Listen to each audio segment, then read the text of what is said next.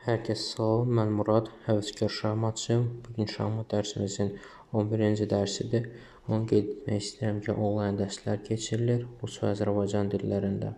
Aşağıdakı nömrə ilə də əlaqə saxlaya bilərsiniz.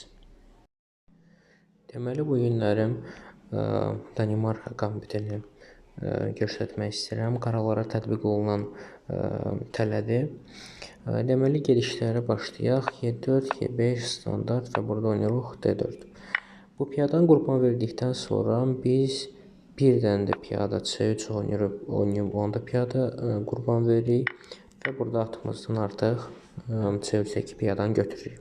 Ondan sonra qaralar inkişaf eləməyə çalışır süqurlarını və burada edə biləcəkləri ən böyük səhv, yəni burada elə əsas tələb burdadır, əsas səhv gediş burdadır qaralar üçün. Oynayırlar burada at A5.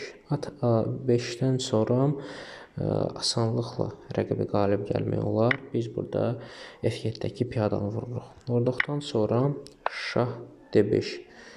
Həm şaha şah veririk və A5-dəki ata hücum edirik.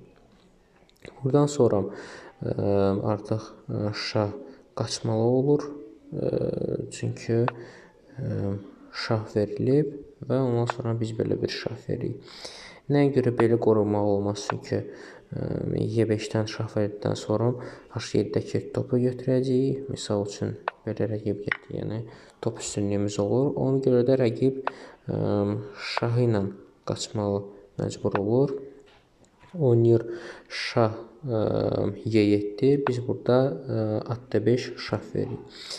Nə üçün Y6 olmaz? Yəni əslində olar, vəzirlə burada şah verdikdən sonra rəqib yenə də D6-ya gedəsə olur. Ona görə elə birbaşa şahla D6-ya gedir və biz burada fillə şah veririk. Fillə şah verdikdən sonra şah yenə qaçmalı olur C6 xanasına və biz burada C1-dən yenə şah veririk. Şah verdikdən sonra bir dənə xana qalır qaralar üçün, qara şah üçün və biz burada C7-dəki piyadanı götürürük. Həmçinin atla, həmçinin vəzirlə şah veririk və rəqib artıq B6-ya qaçdıqdan sonra B5-dən vəzirlə mat qoyuruq. Bu, Magnus'un istifadə elədiyi kompüterlərdən biridir. Sağ olun, gəlin dərslərə görüşənədək.